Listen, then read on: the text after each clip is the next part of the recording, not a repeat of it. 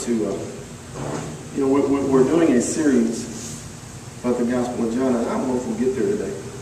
We may or we may not, because I want to go over something with you real quick. Turn to,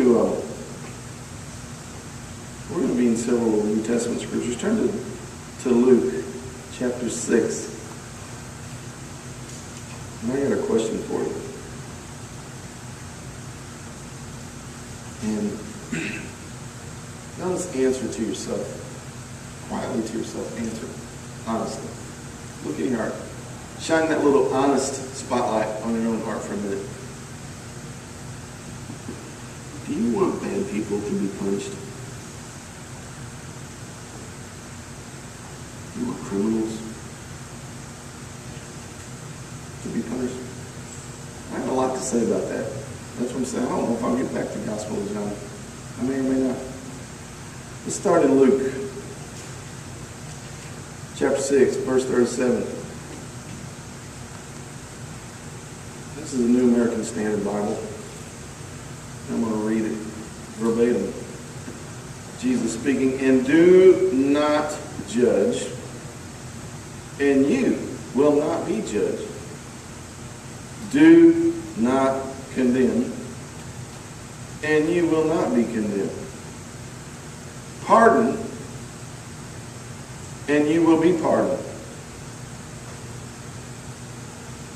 With that in context, do you want bad people to be condemned? Do you want them to be punished? I mean, don't talk out loud, but just be real open and honest with yourself. Do you want other people to have the punishment they deserve? Part B to that question, do you want to have the punishment you deserve for anything you've ever done wrong? I have a friend of mine. He's a real good minister. He's a best-selling author. And he wrote a book that really moved.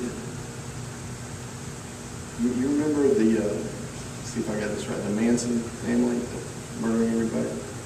Okay? And they got busted and they went to jail, they went to prison, where they should be.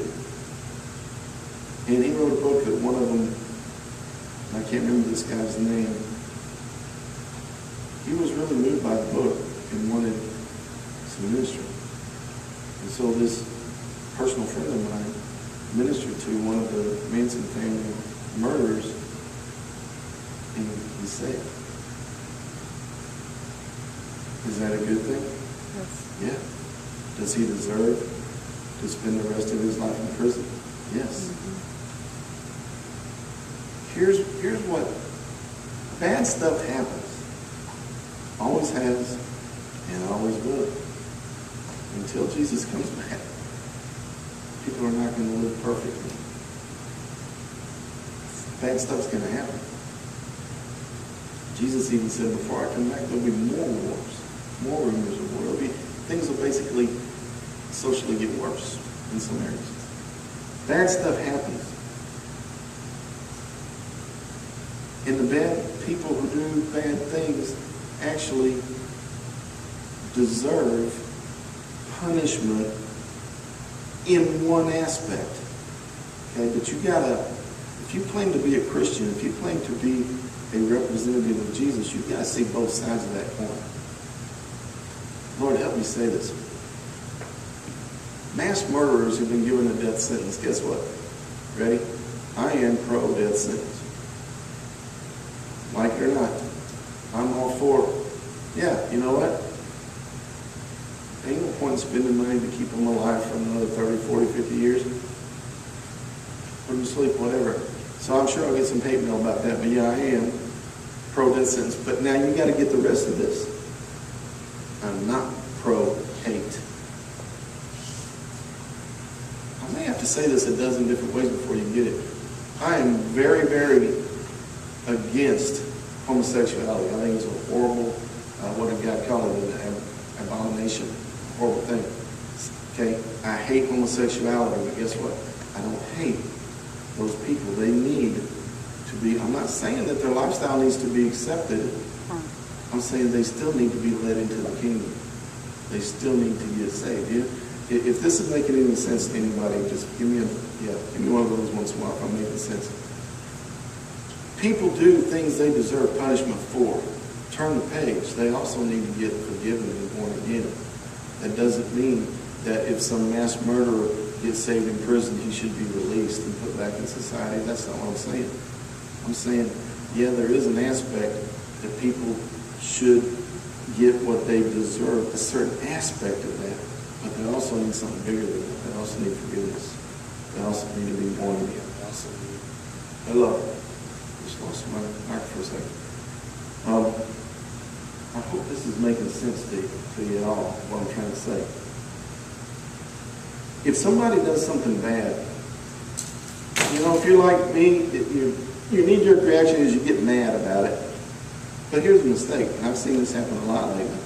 You stay mad. You should get mad. It was wrong. But don't stay there. Mm-hmm. Don't spend the rest of your life.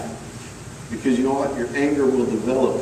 It will evolve. It will grow into hatred for that person. Mm-hmm. Your anger for what that person did will develop into hatred for that person. And then you're really not doing what Jesus would do. That's what you need to ask yourself. When you look at these situations, you need to ask yourself, what would Jesus do? What would be his reactions? Really, really honestly, what would be his reactions? And those you need to listen to the Lord and let him show you and let those things kind of be your examples. I'm just going to read you a little something real